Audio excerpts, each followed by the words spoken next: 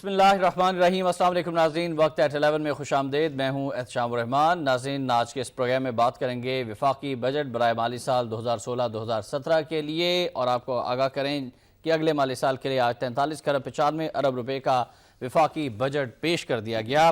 حکومت نے عوام پر نئے ٹیکسز لگائے ہیں اور سیمنٹ کی بوری میں 50 روپے اضافے کا اعلان کیا گیا۔ اسمارٹ فونز مہنگے کر دیے گئے، سگریٹ، پان اور چالیہ پر ڈیوٹی عائد کر دی گئی۔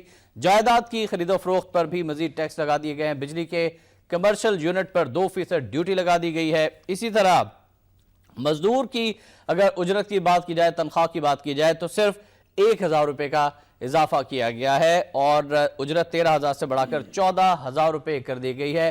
وفاقی وزیر خزانہ کا یہ کہنا تھا کہ چوتھے مالی سال کا بجٹ آج ہم پیش کر رہے ہیں بڑے اعتماد کے ساتھ۔ اپنی سپیچ میں انہوں نے قائد اعظم کے فرمودات کا حوالہ بھی دیا کہ جب پاکستان کا پہلا بجٹ پیش کیا گیا تھا تو اس وقت قائد اعظم نے کیا فرمایا تھا، اور پھر انہوں نے مختلف اشعار بھی پڑھے اور شاہ محمود قریشی صاحب کی طرف اشارہ کرتے ہوئے کہا کہ شاہ صاحب اب تو آپ خوش ہو جائیں، یہ بجٹ ہی آپ کے لیے ہے۔ زراعت کے حوالے سے انہوں نے بہت زیادہ اناؤنسمنٹس کی ہیں۔ حکومت زرعی شعبے پر مہربان دکھائی دی اور ڈی اے پی بوری کی قیمت 2500 روپے، یوریا کی بوری 1400 روپے کر دی گئی۔ زرعی صارفین کے لیے بجلی کی فی یونٹ قیمت 5 روپے 35 پیسے ہو گئی ہے۔ اسی طرح سے اگر ہم بات کریں دفاعی بجٹ کی تو اضافہ کیا گیا دفاعی بجٹ میں 700 ارب روپے سے بڑھا کر 860 ارب روپے کر دیا گیا ہے۔ ضرورت بھی تھی اس بات کی۔ بے نظیر انکم سپورٹ پروگرام کے لیے 115 ارب روپے مختص کیے گئے ہیں۔ ترقیاتی کاموں کے لیے 800 ارب روپے کا اعلان کیا گیا۔ اسی طرح سے جو مختلف انہوں نے مراد کا اعلان کیا ہے، 5 سیکٹرز ایسے ہیں انڈسٹری کے حوالے سے جنہیں چھوٹ دی گئی ہے، جن میں برآمدات بڑھانے کے لیے وزیر خزانہ کا یہ کہنا تھا کہ ٹیکسٹائل، چمڑا، قالین، اسپورٹس اور سرجیکل سیکٹرز پر سیلز ٹیکس بالکل ختم کر دیا گیا ہے۔ لیکن ٹیکسز کی بھرمار ہے اور ایسا لگتا ہے کہ وہ اشیاء جن میں منرل واٹر بھی ہے، جن میں اور کموڈیٹیز بھی ہیں، وہ اب مزید مہنگی ہو جائیں گی، اور کراچی چیمبر کی جانب سے بھی، لاہور چیمبر کی جانب سے بھی اس بجٹ کو مسترد کر دیا گیا ہے۔ یہ کہا گیا ہے کہ یہ عوام دشمن بجٹ ہے، عوام کے لیے نہیں ہے، بلکہ حکومت نے مخصوص سیاسی حالات میں اپنے سیاسی مفادات کے لیے، اپنے بینیفٹس کے لیے اپوزیشن کو خوش کرنے کے لیے بجٹ پیش کیا گیا ہے، اور اس میں جاگیرداروں کا زیادہ خیال رکھا گیا ہے اور عوام کو ایک بار پھر نظر انداز کیا گیا ہے۔ لیکن اس پر ہم بات کریں گے اپنے معزز مہمانوں سے، ان کا آپ سے تعارف کرا دیتا ہوں۔ میرے ساتھ لاہور اسٹوڈیوز میں ہمارے ساتھ میرے لیفٹ ڈاکٹر راؤ منظر حیات صاحب تشریف فرمائے، کالمنسٹ ہیں اور بہت گہری نگاہ رکھتے ہیں اکانومی پر۔ ڈاکٹر السلام علیکم، خوش آمدید آپ کو کہتا ہوں۔ ان کے برابر میں صلاح الدین صاحب بھی تشریف فرمائے، ماہر معاشیات ہیں، صلاح الدین صاحب کو میں خوش آمدید کہتا ہوں، اور برابر میں خالد رسول صاحب پولیٹیکل اکانومسٹ ہیں، سر آپ کو بھی خوش آمدید کہتا ہوں، خالد محمود رسول صاحب کو، اور ان کے برابر میں عادل جلانی صاحب کراچی سے تشریف لائے ہیں اور صبح سے ہی ہماری خصوصی نشریات میں بھی دیکھ رہے ہیں، آپ کو بھی میں خوش آمدید کہتا ہوں لاہور اسٹوڈیو میں۔ کراچی اسٹوڈیو میں ناظرین ہمارے ساتھ ایک اور ہمارے گیسٹ ڈاکٹر امجد وحید صاحب جو کہ سی او ہیں نافع فنڈز کے، اور ان کو بھی میں خوش آمدید کہتا ہوں۔ السلام علیکم ڈاکٹر صاحب۔ ڈاکٹر صاحب، گفتگو کا آغاز میں آپ ہی سے کرنا چاہوں گا۔ کراچی میں بیٹھ کر آپ نے بجٹ سنا، کس طرح سے دیکھتے ہیں، اور بالخصوص آپ کے سیکٹر کے لیے آپ سمجھتے ہیں کہ کچھ مراد کا اعلان کیا گیا ہے؟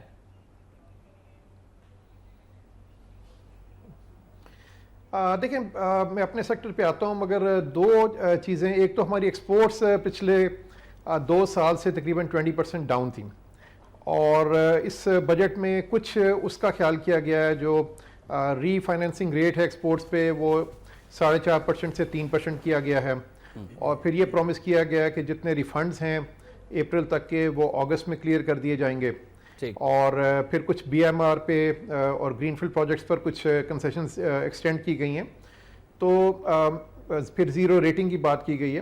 تو میرے خیال میں، اور پھر ایک پروجیکشن رکھی گئی ہے کہ ایکسپورٹس اگلے سال 11% بڑھیں گی اور تقریباً $25 بلین ٹچ کر جائیں گی، تو ایکسپورٹرز کے لیے اچھی خبر ہے۔ دوسرا، ہمارا ایگریکلچر سیکٹر نے سفر کیا ہے، پرائسز کموڈیٹیز کی ڈاؤن رہی ہیں، اور اس میں بھی انہوں نے کچھ جو یوریا پہ 1300-1400 روپے کی سبسڈی اناؤنس کی ہے، اس کے علاوہ پیسٹی سائڈ پہ جی ایس ٹی ختم کی ہے، تو ایگریکلچر سیکٹر کو بھی تھوڑا سا ریلیف ملے گا۔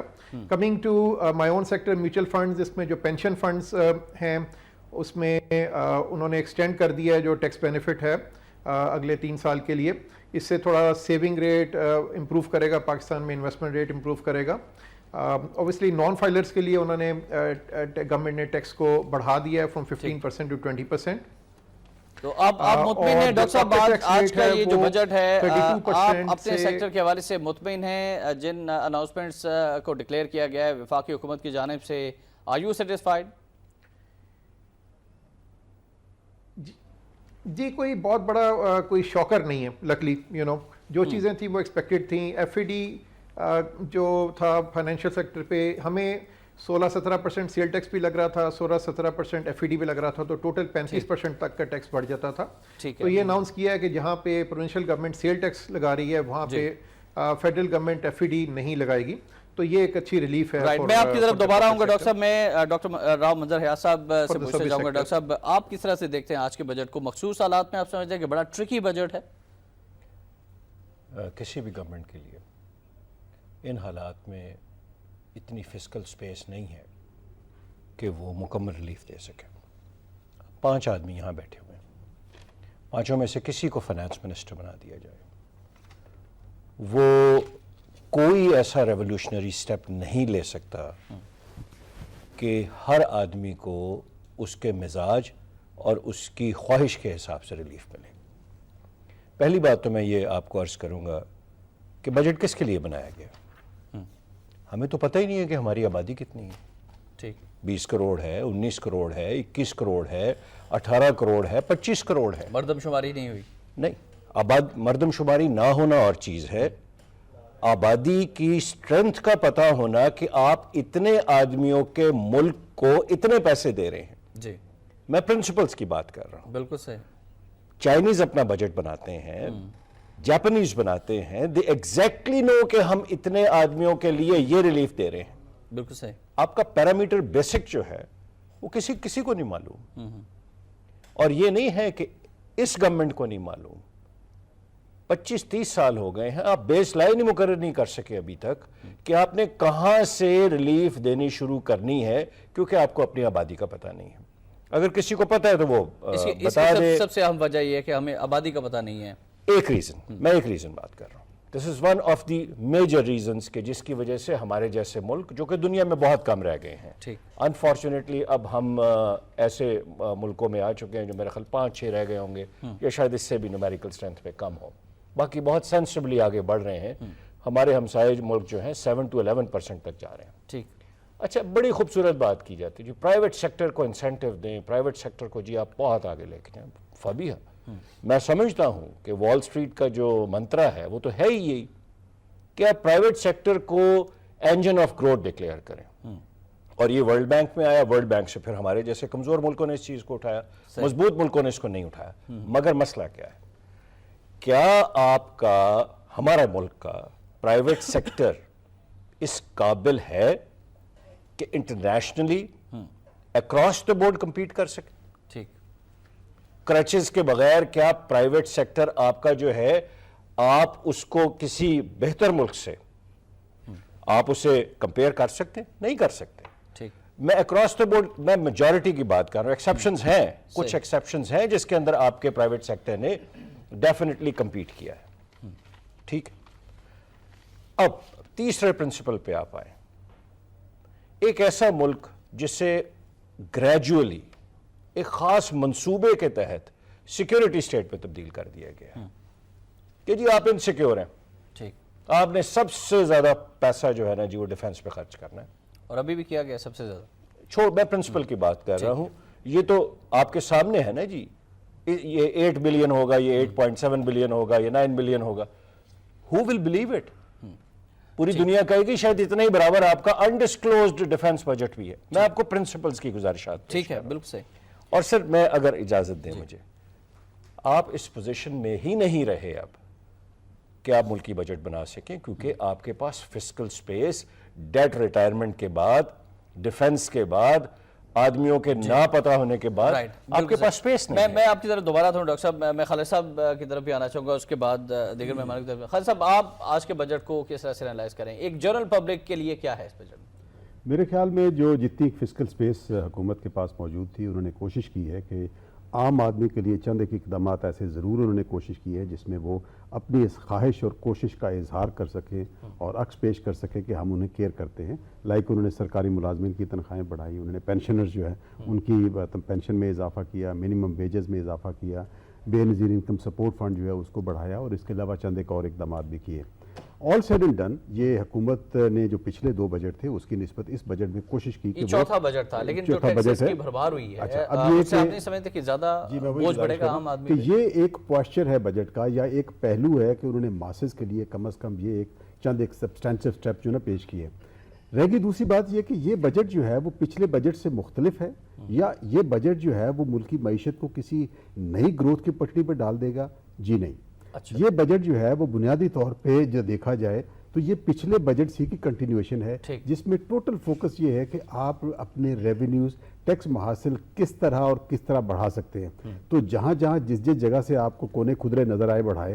فار ایگزامپل آپ دیکھیے کہ پوری دنیا میں رواج ہے کہ آپ کے ہاں جو ٹیکسیشن ہے وہ یا انکم پہ ہوتی ہے یا کنزمپشن پہ کی جاتی ہے, تو میکسیم اس پہ ہوتا ہے, اور ڈائریکٹ ٹیکسیشن کے اوپر جو ہے نا وہ فوکس زیادہ ہوتا ہے. اب ہمارے ہاں انفارچونیٹلی یہ ہے کہ جو انکم اور کنزمپشن ہے اس کو تو ہم میئر نہیں کر پائے, یا اس کو تو ڈیٹ سرو اپنا نیٹ میں لا نہیں سکے. نتیجہ یہ کہ ہمارا زور جو ہے وہ زیادہ سے زیادہ چلا گیا انڈائریکٹ ٹیکسیشن کے اوپر. اب انڈائریکٹ ٹیکسیشن میں ہم نے پچھلے 2 سال میں ایک کام یہ کیا کہ جی فائلر اور نان فائلر کی ایک ہم نے تمیز پیدا کر کے اس میں نان فائلر کو جو ہے نا وہ گھسیٹنا شروع کر دیا. فائلرز کو انسینٹیو دینا شروع کر دیا. اب اس میں ایسے ایسے کاموں میں آپ پڑ گئے ہیں کہ بھائی بینک جو کام ہے اس کا کام نہیں ہے کہ آپ کے لیے ود ہولڈنگ ٹیکس جو ہے نا وہ جمع کرتا رہے. آپ نے تمام جو کمپنیز ہیں ان کو ود ہولڈنگ ٹیکس اکٹھا کرنے کے کام پہ لگا دیا. تو کہنے کا یہ مطلب یہ ہے کہ بھائی اس میں جو ٹیکسیشن میئرز ہیں, یہ فائنانس بل آئے گا تو تفصیل پتہ چلے گی, لیکن حکومت نے اپنے طور پہ کوشش یہ کی ہے کہ جو ٹیکس نیٹ میں آئے ہوئے ہیں اور جو تھوڑے بہت اور قابو میں آ سکتے ہیں ان کو ہر طرح سے نچوڑنے کی کوشش کی ہے. آپ ایگری کرتے ہیں صاحب صاحب جس سے خالد رسول صاحب فرما رہے ہیں کہ حکومت نے کوشش کی ہے کہ زیادہ سے زیادہ ٹیکس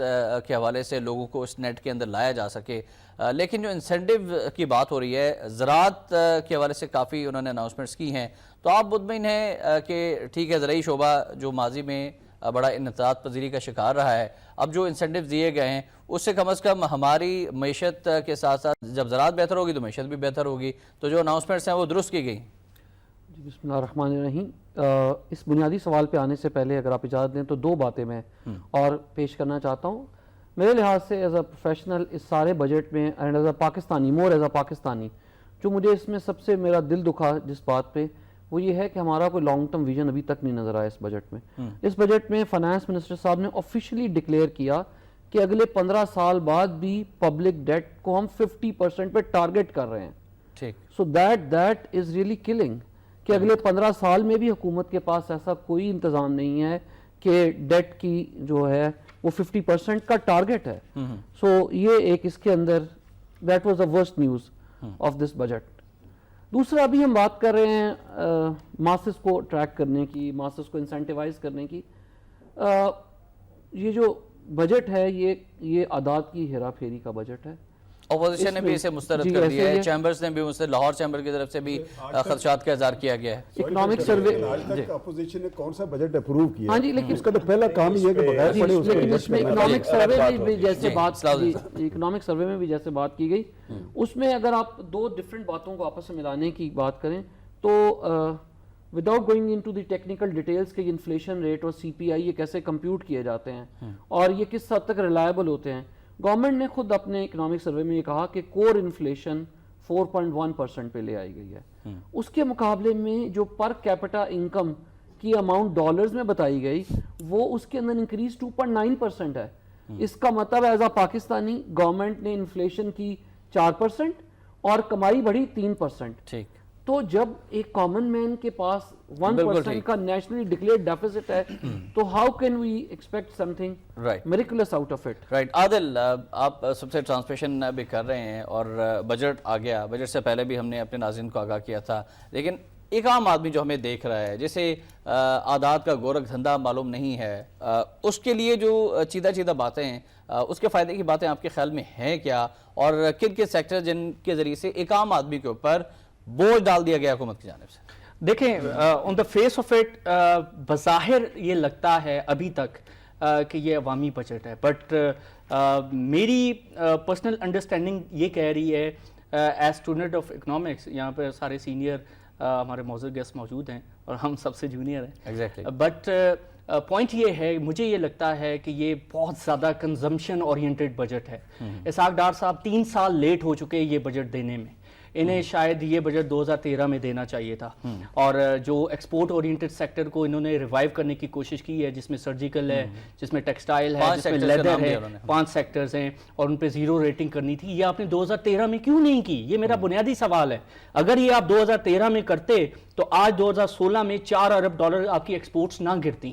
تو اب اس کا مطلب یہ ہے کہ آپ نے ماضی سے سیکھا نہیں ہے. 3 سال تک آپ ویٹ کرتے رہے کہ $4 ارب ایکسپورٹس گریں گی تو پھر آپ 0 ریٹنگ دیں گے. تو پوائنٹ یہ ہے کہ ایکسپورٹ اورینٹڈ سیکٹر کو آپ کے خیال میں میں اگر اپنا پوائنٹ آف ویو کمپلیٹ کر لوں تو ایکسپورٹ اورینٹڈ سیکٹر کو ریلیف دینا اچھا ہے, لیکن یہ 3 سال پہلے دینا چاہیے تھا. آپ نے معیشت کو $400 ارب کا دھچکا دیا ہے. غریب ملک کے لیے $400 ارب ایک بہت بڑا اماؤنٹ ہے. نمبر 2, زراعت کے شعبے کو انہوں نے انسینٹیوائز کیا. یس گڈ, زرعی آپ کا ملک ہے, دینا چاہیے. ایک سوال یہ آپ کے پوری اس حمید کے بعد کہ کیا زراعت کا شعبہ جو ہے اس کو انسینٹیو کسی پریشر کے بعد دیا گیا؟ اور شاہ محمود قریشی صاحب کی طرف اشارہ تھا کہ جاگیرداروں کو ہم خوش کرنے کے لیے اب تو آپ کو خوش ہونا چاہیے, آج آپ کا دن ہے, یہ کہنے تھے, یہ ریمارک سے وزیر خزانہ کے. تو آپ سمجھتے ہیں کہ کچھ پریشر بھی تھا پی ٹی آئی کا بھی, پیپلز پارٹی کا بھی؟ دیکھیں ڈیفینیٹلی عوام کا پریشر ہے نا, کیونکہ جو کسان ہے وہ بیچارہ مارا گیا, چاہے وہ پنجاب کا کسان ہو, چاہے وہ سندھ کا ہو, کے پی کے کا ہو یا بلوچستان کا ہو. تو کسان سڑکوں پر جب احتجاج کریں گے, جب میڈیا پر خبریں چلیں گی تو ڈیفینیٹلی جو انکمبنٹ جو گورنمنٹ ہے اس پر پریشر ہوتا ہے بائی ڈیفالٹ, اور اپوزیشن نے بھی اس حوالے سے پریشر کریٹ کیا.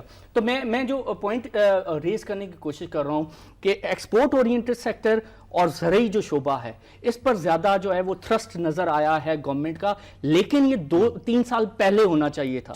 اس کے ساتھ احتشام جو امپورٹنٹ چیز ہے, مجھے جو سب سے بڑا کنسرن ہے وہ یہ کہ پاکستان کی جو ڈیٹ سروسنگ جس تیزی سے بڑھ رہی ہے, آپ کا 40% جو ریونیو جو کھا جاتا ہے ڈیٹ سروسنگ, اس کو فائنینس کرنے کے لیے اسحاق ڈار صاحب نے کچھ بتایا نہیں. جی ناظرین, بڑی اہم بات کی ہے. عادل نے کلام کی بات, مجھے ایک بریک پر جانا ہے, لیکن پاکستان کے قرضے بڑھتے جا رہے ہیں اور عادل کا بھی اور ہمارے دیگر معزز مہمانوں کا یہ فرمانا ہے کہ اس سلسلے میں کوئی واضح بات نہیں کی گئی. یہ بھی پوچھیں گے ایک بریک کے بعد کہ آئی ایم ایف کا کس حد تک موجودہ یعنی 2016-17 کے مالی سال کے بجٹ میں عمل دخل ہے. ایک بریک کے بعد ہمارے ساتھ رہیے گا. وقت 11 میں ایک بار پھر آپ کو خوش آمدید کہتے ہیں. آج کے بجٹ کے بارے سے ہم بات کر رہے ہیں تو کراچی میں ہمارے معزز مہمان ڈاکٹر امجد وحید صاحب تشریف فرمائے. ڈاکٹر صاحب, آئی ایم ایف کے حوالے سے آپ سمجھتے ہیں کہ ان کی بھی کچھ خواہشات تھیں, کوئی دباؤ تھا جس کی وجہ سے حکومت نے موجودہ بجٹ میں زیادہ ٹیکسز لگا دیے ہیں؟ دیکھیں, آئی ایم ایف کا پروگرام سپٹمبر میں ختم ہو رہا ہے اور گورنمنٹ نے, فائنانس منسٹر نے کلیئرلی کہا ہے کہ وہ اس کو آگے کنٹینیو نہیں کرنا چاہ رہے.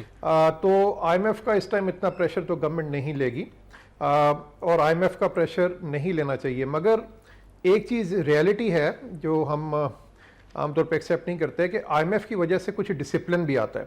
آئی ایم ایف یہ کہتا ہے کہ آپ اپنے ٹیکس بڑھائیں, اپنے خرچے کم کریں اور اپنا جو بجٹ ڈیفیسٹ ہے اس کو قابو میں رکھیں تاکہ آپ فردر قرضے پہ قرضے نہ لیتے جائیں. اب اگر آئی ایم ایف نہیں ہوگا تو کیا گورنمنٹ وہ ڈسپلن مینٹین کرے گی؟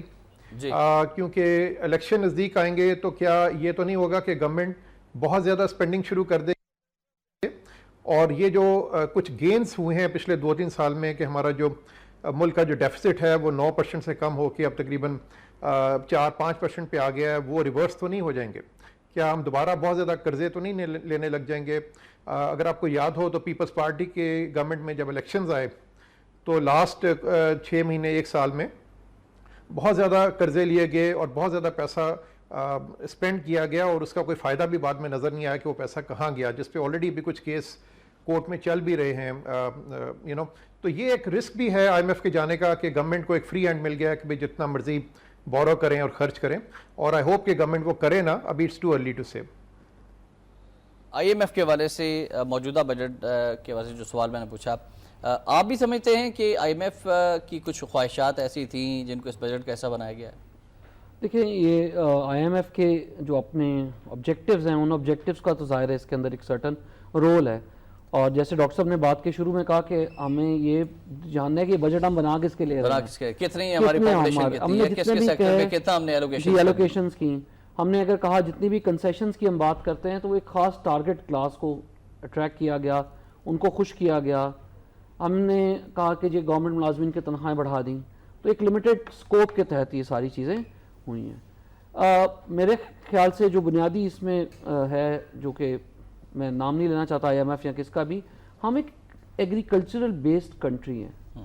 ہم نے کبھی اس طرف نہیں غور کیا کہ ہم اپنی دنیا میں شناخت تبھی بنا سکیں گے کہ اگر ہم اپنی ساری اکنامک گروتھ ایگریکلچر کے گرد ریوالو کرائیں گے, صحیح, تب ہم گرو کر سکتے ہیں. ہمیں کہا گیا کہ ہماری جو ہے انڈسٹریل گروتھ ہے وہ ٹارگٹ سے بڑھ گئی.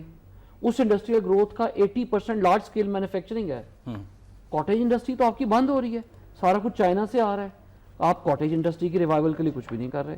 ٹھیک ہے جی, آپ نے کہا کہ 5 سیکٹرز کی ایکسپورٹ کو ہم پروموٹ کریں گے. Why not agriculture? نہیں, ایگریکلچر کے جو انسینٹیوز اناؤنس کیے گئے ہیں وہ اسی مقصد کے لیے نا, تاکہ ہماری اکانومی بہتر ہو سکے. ابھی پہلے بات کی گئی کہ وہ اس کو جب تک آپ کا یہ سسٹم یہ انشور نہیں کرے گا کہ وہ انسینٹیو کامن مین تک پاس آن ہو, تو وہی ہوگا وہ کوئی قریشی, کوئی ہاشمی, کوئی جاگیردار, کوئی چودھری کچھ ہوگا, اس کو نہیں ہو سکے گا. ہمیں اس پہ لے کے ایگریکلچر کے انسینٹیوز کو اس طرح سے لے کے جانا چاہیے کہ ہم ایک ایگریکلچر ایکسپورٹ کنٹری بن سکیں. جیسے تھوڑی دیر پہلے ایک جگہ ذکر ہو رہا تھا آرگینک فارمنگ کا, تو دنیا میں آرگینک فارمنگ ہو رہی ہے. دنیا میں آرگینک فارمنگ ہو رہی ہے, اور ہمارے ہاں دنیا کی سب سے بیسٹ لینڈ اویلیبل ہے, جس کو فرٹیلائزرز کی اور ان چیزوں کی ضرورت ہی نہیں ہے. بالکل صحیح, لیکن ہمارے پاس وہ پانی نہیں ہے. ڈاکٹر صاحب, کالا باغ ڈیم کے حوالے سے اکثر ذکر ہوتا رہا, لیکن اناؤنسمنٹ کوئی نہیں کی جاتی. دیگر منصوبوں کے حوالے سے ذکر کیا گیا, اور زراعت کے حوالے سے جو بات ہوئی اس میں پانی کی کتنی اہمیت ہے, اور کیا کرنا چاہیے تھا وفاقی وزیر خزانہ کو. آپ نہیں سمجھتے کہ کالا باغ ڈیم کے حوالے سے بھی اناؤنسمنٹ کر دینی چاہیے تھی, اور یہ بات ہو کی ایک چارٹر آف اکانومی ہونا چاہیے, چارٹر آف ڈیموکریسی کی طرح, تو اس پر بھی کچھ روشنی ڈالیے گا. دیکھیں جی, کالا باغ جو ڈیم ہے اٹس اے ڈفرنٹ ڈیبیٹ, اس کا پیرامیٹرز ڈفرنٹ ہے, اس کی پولیٹیکل اینگل. دیکھیں سر, آپ بنیادی طور پہ کنونسڈ ہیں کہ آپ نے خودکشی کرنی ہے, یو آر کنونسڈ, اور مجھے حیرت نہیں ہے بالکل اس بات پہ. میں مثال دیتا ہوں آپ کو. ہر بندہ کہہ رہا ہے جی ایگریکلچر کو میں نے ریلیف دینا ہے, بڑی خوبصورت بات ہے. I belong to agriculture family, مطلب میرے جو دادا سے لے کے اوپر تک فرام اے ویری ہمارا بیس ہی وہی ہے. آج سے 15 سال پہلے DAP کی کھاد اور یہ کھاد جو ہے یوریا جو تھی 350, 400, 500 ملتی تھی.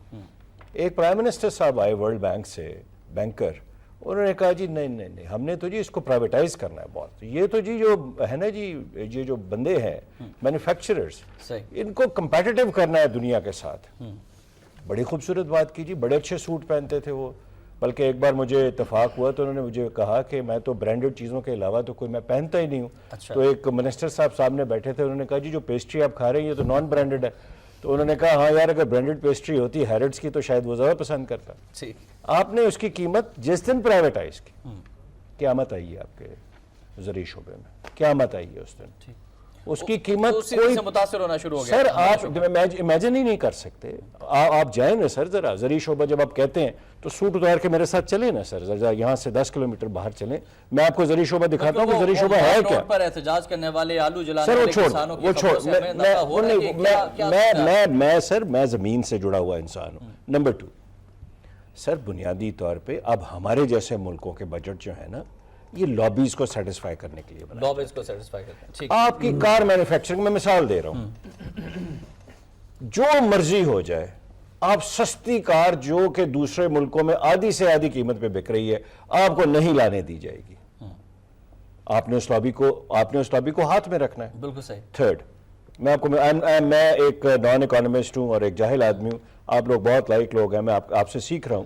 تھرڈ سے میں عرض یہ کروں گا, میں یہ عرض کروں گا, 5 آدمیوں میں ہمت ہے لاہور میں یا کراچی میں یا اسلام آباد میں کہ 3 سپر سٹورز لے لیں, میں نام نہیں لوں گا کسی سپر سٹور کا, وہاں کے لوگ جو شاپنگ کرتے ہیں وہ آپ نام لے لیں اور ان کا یہ دیکھ لیں کہ وہ کیا چیز خرید رہے ہیں وہاں سے. بالکل صحیح. آپ کو پتہ چل جائے گا کہ آپ کا ملک جو ہے وہ کنزیومر پیٹرن وہی فالو کر رہا ہے جو یونائٹڈ اسٹیٹس یا یورپ کر رہا ہے، آپ کی اپر کلاس. بالکل ٹھیک. اس کے بعد ٹھیک ہے سر گمکری ہے باتیں کرتے ہیں. یہ کچھ مزید ناظرین آپ تک آج کے بجٹ کے حوالے سے بات پہنچانا چاہوں گا کہ مہنگائی میں جو پیسے عوام ہیں اس پر کن کن ٹیکس کی نئی تلواریں جو ہے وہ چلا دی گئی ہیں. اسمارٹ فون استعمال کرنے والوں پر اضافی سیل ٹیکس کا بم گرایا گیا ہے جسے 1000 سے 1500 تک کرنے کی تجویز پیش کی گئی. آئندہ مالی سال کے لیے کارپوریٹ ٹیکس 31%، نئی سرمایہ کاری پر ٹیکس کریڈٹ 70% نافذ کیا گیا ہے. نان فائلرز کے لیے ٹیکس کی شرح میں اضافہ کر دیا گیا جبکہ 50 کروڑ روپے سالانہ آمدن والوں کو 1% سپر ٹیکس دینا پڑے گا. اسی طرح کرائے کے مکانات یا دکانوں سے کمائی کرنے والے بھی ٹیکس سے مستثنا نہیں رہ سکیں گے. 20 لاکھ سے زائد کرایہ وصول کرنے والوں کو 20% ٹیکس دینا ہوگا. اسی طرح کرائے کے مکانات پر 2 لاکھ سے زائد آمدن کو بھی ٹیکس دائرے میں لایا گیا ہے اور 5 سال سے کم مدت میں خریدی گئی جائیداد فروخت کرنے والوں کو 10% کیپٹل گین ٹیکس عائد کر دیا گیا ہے، یہ بھی دینا ہوگا. تو جو تعمیرات کا شعبہ ہے خالد رسول صاحب، پراپرٹی کے اوپر بھی ٹیکس لگا دیا گیا ہے، پھر سیمنٹ کے اوپر بھی ٹیکس لگا دیا گیا ہے. تو ایک عام آدمی جو گھر بنانا چاہتا ہے آپ نہیں سمجھتے کہ وہ متاثر ہوگا؟ جی ٹھیک ٹھاک متاثر ہوگا. میرے خیال میں اس میں تھوڑی سی ایک تفریق یا تمیز کرنے کی ضرورت ہے کہ ہمارے ہاں پراپرٹی جو ہے اس کا ایک بہت بڑا ایک ببل بنا 2002-03 کے بعد، اور لوگوں نے چند ہی سالوں میں دیکھا کہ ہم نے پراپرٹی ویلیوز جو ہے وہ کہیں سے کہیں پہنچا دی. تو اس وقت ہی ہم نے متوسط اور جو لوور طبقہ تھا ہمارا اس کے لیے گھر بنانا تقریباً ناممکن کر دیا، اس کے لیے بہت مہنگا کر دیا لینڈ پرائسز کو لے. اب یہ کہ پچھلے 3-4 سالوں سے پراپرٹی کی پرائسز دوبارہ بڑھنا شروع ہو گئی ہیں، تو جو تھوڑی بہت کسر تھی وہ بھی ہم نے پوری کر دی. تو پہلے تو مجھے اگر کوئی بندہ یہ سمجھا دے کہ یہاں رزق حلال سے کوئی مڈل کلاس کا بندہ یا لوور انکم گروپ کا بھی بندہ ہے وہ کس طرح افورڈ کر سکتا ہے کہ کسی بڑے شہر میں وہ پیس آف لینڈ لے لے اور گھر بنا لے. اور یہاں پر ایڈ کرنا چاہوں گا کہ جو زرعی زمینیں ہیں وہ ختم کر کے، زراعت کو ختم کر کے وہاں پہ ہاؤسنگ سوسائٹیز بنائی جا رہی ہیں. اندھا دھند طریقے سے چل رہے ہیں نا. اب جیسے لاہور ہی کو لیجئے کہ ہم نے ایل ڈی اے کے حدود کو ماسٹر پلان کی آڑ میں پورے ڈویژن تک پھیلا دیا، شیخو پورہ بھی، قصور بھی، اور اس میں ننکانہ کو بھی شامل کر لیا. ہمیں تو پرائرٹیز ہی ہماری اور طرح کی ہیں، تو ہم تو ان پلان طریقے سے جو ہے نا وہ چل رہے ہیں. اچھا اب اس لحاظ سے اگر دیکھا جائے تو ہم جس طرح چل رہے ہیں بھائی ہماری پرائرٹیز ہی ساری کنفیوز ہوتی چلی جائے. سر آپ دیکھیں نا 12 ارب ڈالر کے موبائل فون ہم نے امپورٹ کیے ہیں پچھلے 12 برسوں میں. تو ترجیحات آپ دیکھ لیں، ہماری ترجیحات موبائل فون ضروری ہے بجائے اس کے کہ اپنے ملک کے لوگوں کو صحت اور تعلیم اور پانی، بجلی، گیس دی. نہیں لیکن آج اعلان کیا گیا ہے کہ ہم اس تمام شعبوں کی طرف بھی ہم سننا چاہیں گے. آپ کی یہ ہے کہ آپ کی جو ٹوٹل فوڈ آئٹمز کی ایکسپورٹ جو ہے وہ $3 بلین کے لگ بھگ ہے، اور آپ کی صرف جو چائے اور جو آپ پام آئل امپورٹ کرتے ہیں وہ $2 بلین کی ہے. تو یہ تو ہماری ترجیحات کا عالم. آج جب گھر بنانے پہ تو بھائی یہاں بنیادی طور پہ جو غریب آدمی ہے نا اس کا فکر فاقہ کسی کو نہیں ہے. یہاں ٹیکس کلیکشن کرنا ہے، کیونکہ 5% جب آپ نے ایکسائز ڈیوٹی رکھی تھی سیمنٹ بیگ کے اوپر تو آتے تھے آپ کو 28-30 روپے. اب آپ نے دیکھا کہ جو بیگ ہے یہ اپنا 50 کلو کا میرا خیال ہوتا ہے، اس پہ $1 کر دینے سے. اچھا اب یہ کہ بجٹ اسپیچ 50 روپے فی بوری تو بڑھ گئی نا. بجٹ اسپیچ میں تو بڑا آرام سے لگتا ہے نا جی 5% ہم نے کم کر دی، $1 لگا. $1 کیا ہے؟ اور بھائی آپ نے ایفیکٹولی سیمنٹ کو ڈبل کر دیا. اچھا اور سیمنٹ میں پہلے کارٹلائزیشن بڑی کامیابی سے چل رہا ہے، اور پورے خطے میں ایک رپورٹ پڑھ رہا تھا کہ ہمارے ہاں جو سیمنٹ ہے وہ غالباً 30 سے 35% پورے ریجن سے زیادہ مہنگا خرچ ہو رہا ہے. اس میں بھی جیسے ڈاکٹر صاحب نے بات کی بڑی اہم بات ہے کہ لابیز کو خوش کیا جاتا ہے. تو بنیادی طور پہ ہمارے ہاں بھائی جو بلیک اکانومی سے ریلیٹڈ لوگ ہیں وہ تو ٹیکس نیٹ سے باہر ہیں. اب یہ ہے کہ جو غریب آدمی تھوڑا بہت بنائے گا cost of construction will go high. اب یہی دیکھیں کہ آج سے 10-15 سال پہلے جو کنسٹرکشن کاسٹ تھی ایک درمیانے گھر کی اگر وہ فرض کرو 800,000 تھی تو بھائی اس وقت تو 2,000 سے اوپر جا چکی ہے. اٹس کلنگ ہاؤسنگ میں. تو میں کہتا ہوں کہ خاص طور پہ میڈیا مہم کرے، آپ کچھ پروگرام بنائیں کہ اس ملک میں کیا ظلم ہوا ہے کہ جو مڈل کلاس اور جو دوسرے لوور انکم گروپ ہیں ان کے لیے بھائی گھر بنانا خواب ہو گیا. یہ چند جو آپ کے پراپرٹی ڈیلر اور پراپرٹی مافیا کے لوگ ہیں انہوں نے پورے ملک کو ہائی جیک کر لیا. سیمنٹ والی اس میں وہاں پہ ایک اور بھی جیسے لابیز کی بات ہو رہی تھی. سیمنٹ کی جو لابی ہے already cement sector 90% of capacity پہ آپریٹ کر رہا ہے. ہماری cement industry 90% capacity plus operate کر رہی ہے. اور آپ اتنا سارا کو انسینٹیوائز کر کے کارٹلز کے ساتھ آپ ان کو کیا بینیفٹ دینا چاہ رہے ہیں. اور اصل میں ان کو کیا بینیفٹ دینا ہے, ان کو بھی بینیفٹ ہے, it's a win win game for government, ان کو بھی بینیفٹ مل جائے, ہمیں ٹیکس مل جائے. گورنمنٹ نے جو سیمنٹ سیکٹر ہے وہ کیونکہ سارے کا سارا ٹیکس نیٹ میں کمپلائنٹ ہے, it is for easy for them کہ جو اس میں تھوڑا سا ایک گمک کی اور اس میں اربوں روپے کا ایڈیشنل ریونیو آ گیا, ہو کیئرس کہ اس کا امپیکٹ لوگوں پہ کیا ہے. جو لابس کی بات ہو رہی ہے, مختلف لابس کس طرح سے اثر انداز ہوتے ہیں وفاقی بجٹ کے اوپر, اور کس طرح سے وہ اپنے اپنے مقاصد حاصل کر لیتے ہیں حکومت کو پریشرائز کر کے یا حکومت سے بارگیننگ کر کے.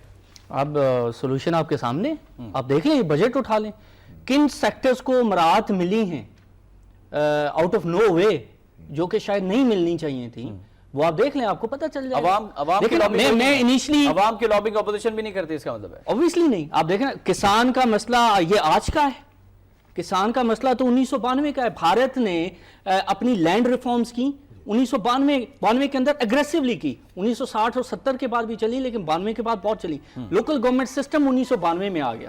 تو ساری چیزیں انہوں نے ڈی سینٹرلائز کر کے, ڈیوالو کر کے لوکل لیول پر مقامی نمائندوں کو دے دیا, انہیں اختیارات دے دیے, انہیں فنڈز دے دیے. تو پوائنٹ یہ ہے کہ میں انیشلی جو بات کر رہا تھا, جو بات نہیں ہو سکی, کہ 3 سال یہ لیٹ ہو گئے ہیں. زراعت ٹیکسٹائل کو انہیں پہلے سپورٹ کرنا چاہیے تھا, نہیں کیا. اس میں جو ایک چیز مجھے بہتر لگ رہی ہے اس بجٹ میں, وہ یہ ہے کہ جو پراپرٹی کی جو ٹریڈنگ ہے, کیونکہ بک ویلیو ہم کم منشن کرتے ہیں, مارکیٹ ویلیو ڈیفرنٹ ہے, اور اس حوالے سے ڈار صاحب نے منشن کیا ہے کہ یہ ایک بہت بڑا ایشو ہے, لیکن اس کو حل کرنے کے لیے انہوں نے سولوشن نہیں دیا. تو انہوں نے بتایا کہ جو پراپرٹی کی جو ٹریڈنگ ہے اس پر وہ ٹیکس لگائیں گے, اور اس کے علاوہ وہاں سے جو انکم آئے گی اس پر بھی ود ہولڈنگ ٹیکس لگایا جائے گا. پھر انعامی بانڈز آپ دیکھیں, جو پرائز بانڈز ہیں, بہت سارا کالا دھن جو ہے وہ انعامی بانڈز میں جاتا ہے. سر میں اگر بات کمپلیٹ کر سکوں, انعامی بانڈز میں بہت سارا پیسہ جاتا ہے. میں کلامی کی بات چاہوں گا, انعامی بانڈ سے آپ گفتگو کو آگے بڑھائیں گے, لیکن ایک بریک کے بعد ہمارے ساتھ رہیے گا.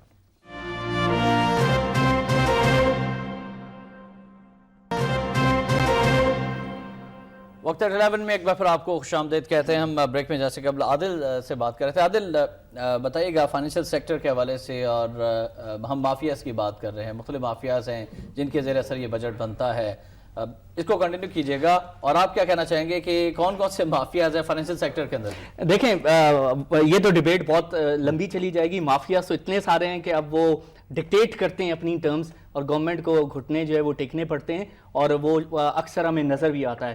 لیکن coming back to this point کہ یہ بجٹ کتنا پروڈکٹیو ہے یا نہیں, اور کتنی اس نے اکنامک ویلیو ایڈ کی ہے آگے آنے والے دنوں میں, کیونکہ ایوا جو ہے وہ اکنامک ٹرمز کے حوالے سے بریک میں بات ہو رہی تھی, تو اکنامک ویلیو ایڈیشن کو ہر وقت دیکھنا چاہیے جو بھی اکنامک مینیجرز ہیں جو ڈیسیجن لیتے ہیں کہ جی ہمارے پاس جو وسائل ہیں اس سے ہم زراعت میں کتنی ویلیو ایڈیشن کر رہے ہیں, ہم ٹیکسٹائل میں کتنی کر رہے ہیں, ہم کسان کو کتنا سکل سکھا رہے ہیں. اگر آپ نے زراعت سے پوٹینشیل ارن کرنا ہے تو کسان کو سکھانا بھی تو ہے کہ آپ نے کیسے پانی کو سیو کرنا ہے. پانی کا کرائسس ہے, کم پانی یوز کر کے پروڈکٹیوٹی زیادہ بڑھانی ہے. تو اس طرف اگر ہم نہ جائیں تو بہتر ہے, ڈیبیٹ بہت آگے چلی جائے گی. میں یہ کہہ رہا تھا کہ جو ایک دو بہتر سٹیپ مجھے لگے ہیں, ایٹ لیسٹ اس سے ریونیو اور کسی حد تک ڈاکومنٹیشن ہو جائے گی کہ پراپرٹی میں اربوں روپے کا کام ہوا ہے. مشرف دور سے اب تک 15 برسوں میں یہ ایک بہت بڑی انڈسٹری بن چکی ہے, اور اس میں کالا دھن آپ کو بے شمار نظر آئے گا. ماڈل ٹاؤن آپ دیکھ لیں, کراچی میں کلفٹن ڈیفنس دیکھ لیں, اسلام آباد دیکھ لیں, ہر بڑے شہر میں. پوائنٹ یہ ہے کہ اس کو ٹارگٹ کرنے کے لیے انہوں نے کہا ہے کہ جو نان فائلرز ہیں, اور جب بھی وہ سیل کریں گے بینکس کے تھرو تو ان پر ود ہولڈنگ ٹیکس لگے گا, جو بھی آمدن کمائیں گے اس پر بھی انکم ٹیکس لگے گا. ایک یہ بہتر سٹیپ ہے. سیکنڈ, جو پرائز بانڈز ہیں, آپ کے پاس کوئی 250 سے 300 ارب روپے کا پرائز بانڈ فلوٹ ہوتا ہے, سرکولیٹ ہوتا ہے پورے سال کے اندر. سو اب تک تقریباً 2 ٹریلین روپیز کے پرائز بانڈ پچھلے 15 برسوں میں فلوٹ ہو چکے ہیں, سرکولیٹ ہو چکے ہیں. میں نے اگر پیسہ چھپانا ہے, بڑا آسان ہے, میں پرائز بانڈ لے لوں, 5 کروڑ کے, 10 کروڑ کے, 50 کروڑ کے, کوئی بندہ مجھ سے پوچھے گا نہیں کہ میری سورس آف انکم کیا ہے. تو پرائز بانڈ کی سیل پر 20% ود ہولڈنگ ٹیکس جو ہے وہ لگا ہے پرچیز و سیل. یہ بہتر سٹیپ ہے. لیکن یہ اوورآل اگر آپ دیکھیں تو اسحاق ڈار صاحب نے ایک بڑی اہم بات کی ہے اس اسپیچ کے درمیان. انہوں نے کہا کہ معیشت کو جو درپیش خطرات تھے وہ ٹل چکے ہیں, معذرت کے ساتھ کوئی ٹلے نہیں ہیں. اگر آپ کنزمپشن اورینٹڈ بجٹ دے کر آپ سمجھتے ہیں کہ خطرات ٹلیں تو ایسا نہیں. میں کراچی جانا چاہوں گا ڈاکٹر امجد صاحب کی جانب. ڈاکٹر صاحب جو بات کی ہے عادل نے کہ معیشت کے لیے خطرات ٹلے نہیں ہیں, آپ بتائیے گا کہ آپ کو اس بجٹ میں کون کون سے پلس پوائنٹس دکھائی دے رہے ہیں اور کون سے نیگیٹو پوائنٹس ہیں جن کی وجہ سے اسپیچ بھی متنازع دکھائی دے رہی ہے؟ دیکھیں جو اسٹرکچرل پرابلم ہے وہ ایک طرف تو یہ ہے کہ ہم ٹیکس اکٹھا نہیں کرتے. ہم بات کرتے ہیں ہم غریبوں پر خرچ کریں, ہم کاشتکاروں کی مدد کریں, مگر اگر آپ دیکھیں فیڈرل گورنمنٹ کی جو ٹیکس کلیکشن ہے وہ تقریباً 11-12% آف انکم بنتی ہے جتنی انکم ہے. اور اگر آپ پروونسز دیکھیں تو سندھ اور پنجاب کی جو ٹیکس کلیکشن ہے وہ ان کی انکم کا تقریباً 1% بنتی ہے. اور اگر آپ کے پی کے اور بلوچستان دیکھ لیں تو وہ جتنی انکم یہاں سے آتی ہے اس کا 0.5% بنتی ہے. اب کون سے ایریاز ہیں جو پروونسز کے پاس ہیں؟ ان کے پاس ایک ایگریکلچر ہے, ایک ریئل اسٹیٹ ہے, ٹھیک ہے, اور ایگریکلچر پہ آپ کو پتہ ہے کوئی ٹیکس نہیں ہے.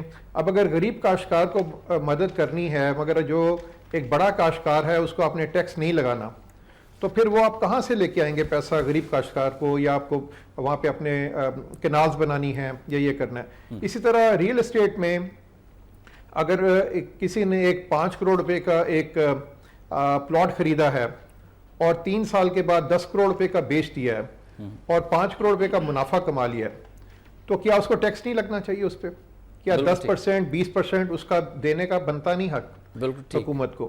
ٹھیک ہے, مگر یہاں پہ تو آپ کہہ رہے ہیں کہاں پہ جو لابیز ہیں, تو آپ کو کلیئرلی نظر آ جاتا ہے جب آپ خاص طور پہ پروونشل بجٹ پہ آتے ہیں کہ ٹوٹل جو انکم ہے پروونسز کی اس کا 1% بھی ٹیکس میں نہیں ہوتا.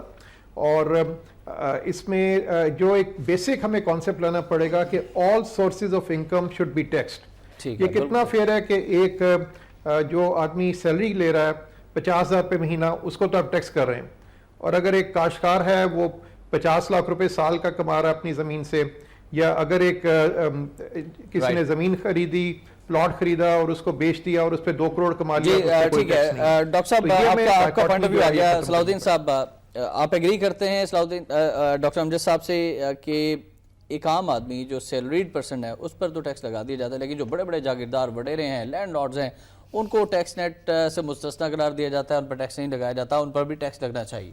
جی یہ جو ہے اس میں ٹیکس ایویژن کا ایک ہمارے ہاں ایک سورس چل رہا ہے ایگریکلچرل انکم کا, اور یہ بڑی افیکٹولی یوز کیا جاتا ہے. Sorry to use the words, بہت افیکٹولی یوز کیا جاتا ہے.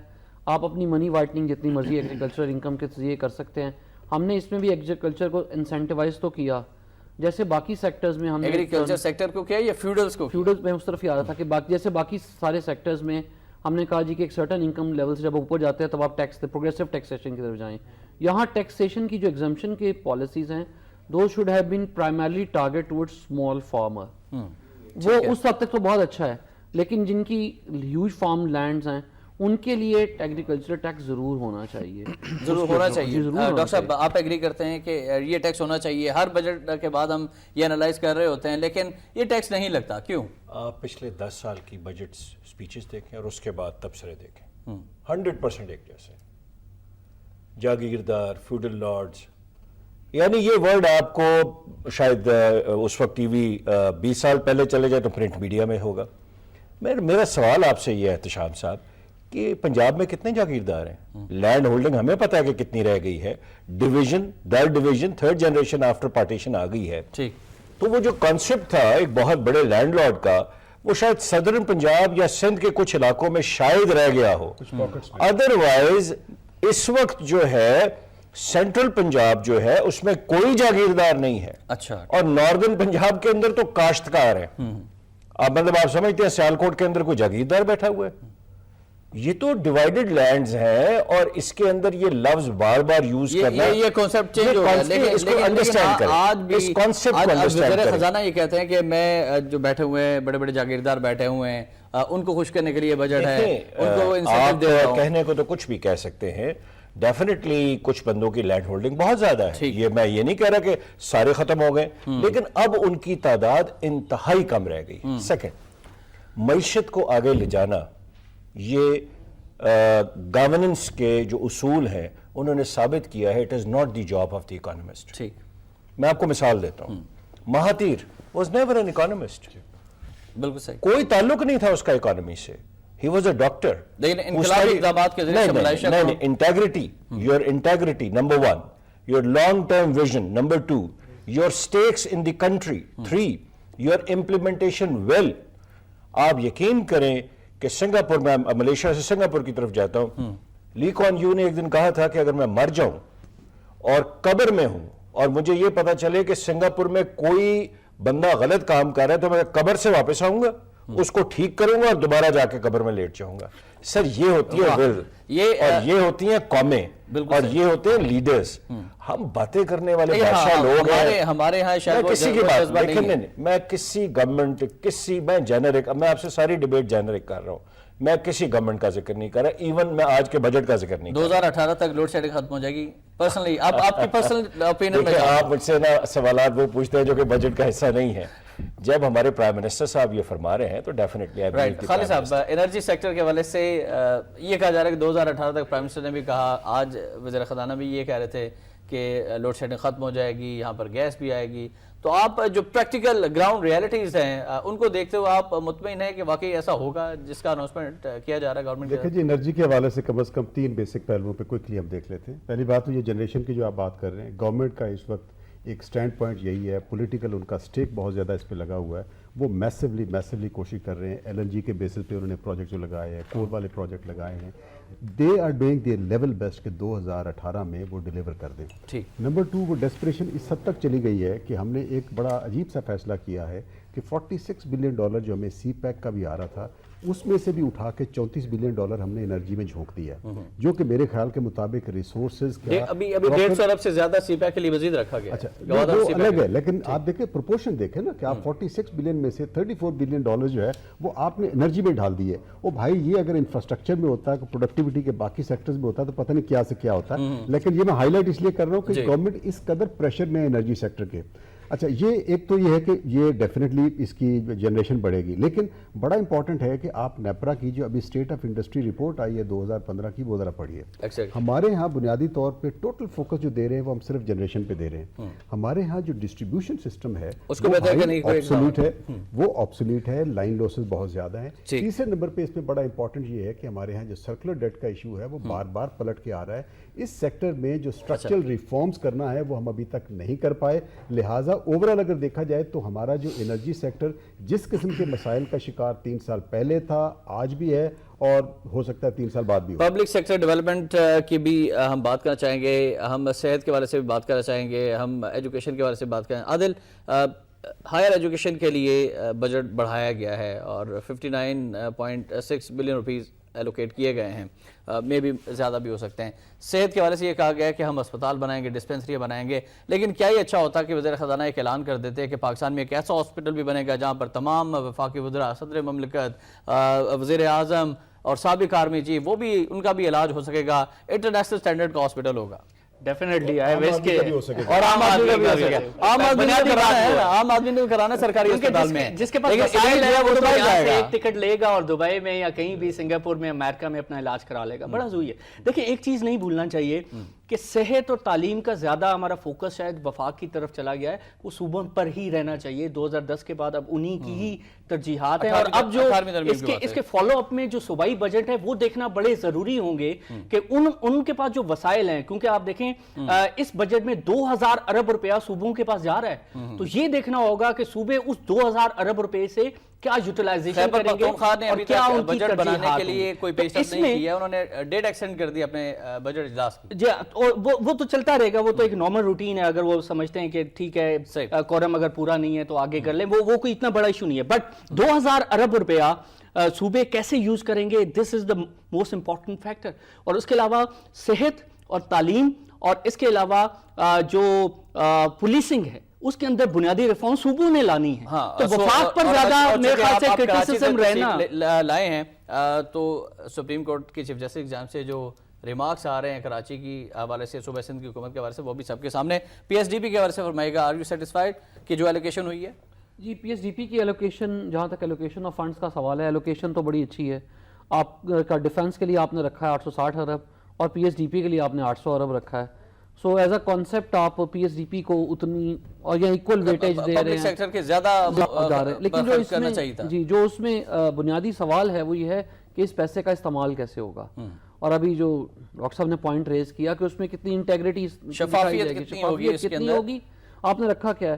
اس وقت سارا جو ہمارا زور ہے پی ایس ڈی پی کے اندر وہ سی پیک کے پروجیکٹس کے اوپر ہے, اور سی پیک کے پروجیکٹس کا جو ہب ہے وہ گوادر ہے, اور گوادر کا اس وقت حال یہ ہے کہ وہاں آج بھی ایک سڑک اویلیبل نہیں ہے اچھی, آج بھی پانی پینے کے لیے اویلیبل نہیں ہے. نہیں سر, سڑکیں بنی ہیں گوادر میں, سڑکیں 700-800 کلومیٹر کی سڑکیں بنی ہیں وہاں پہ. ابھی لاسٹ ٹائم پروگرام چلا ہے, ایف ڈبلیو او کافی کام کر رہا ہے. سڑکیں بنی ہیں وہاں پہ, گورننس کا ایشو ہے, پانی کا ایشو ہے, صحت تعلیم کا ایشو ہے, بٹ سڑکیں بنی ہیں. ٹھیک ہے, میں سب سے بڑا ایشو انڈیکیٹ کروں گا وہاں لا اینڈ آرڈر کا ایشو ہے جو سب سے زیادہ ڈومینیٹ کرتا ہے. بالکل صاحب, مجھے کراچی جانا ہے. کراچی میں ڈاکٹر امجد صاحب سے بات کرنا چاہوں گا. ڈاکٹر صاحب, بجٹ تو بن جاتا ہے, لیکن مختصر بتائیے گا کس طرح سے اس بجٹ کو شفاف طریقے سے استعمال کیا جائے, کرپشن بھی نہ ہو, اور عوام کے لیے جو جو رقم رکھی گئی ہیں وہ عوام کے اوپر ہی خرچ ہوں.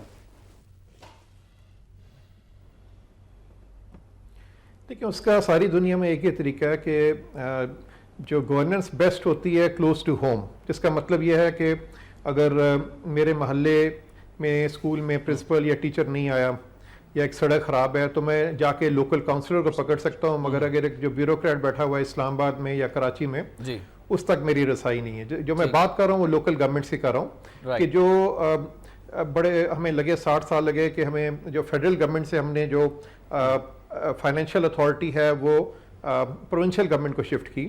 اب دیکھتے ہیں کتنا ٹائم لگتا ہے کہ یہ پروونشل گورنمنٹ سے یہ فائنینشیل اتھارٹی جو ہے یہ لوکل گورنمنٹ کو شفٹ ہوتی ہے, بیکاز مسئلے آپ کے حل ہوتے ہیں لوکل لیول پہ, چاہے وہ صحت کا ہو, آپ کا محلے کا اسکول ہے, ٹھیک ہے, آپ کے محلے کا کلینک ہے, لوکل لیول پر اختیارات نہیں دیے جا رہے, مقامی حکومتوں کو اختیارات نہیں دیے جا رہے. جب تک وہ ہم وہ ابھی تک نہیں ہو رہا.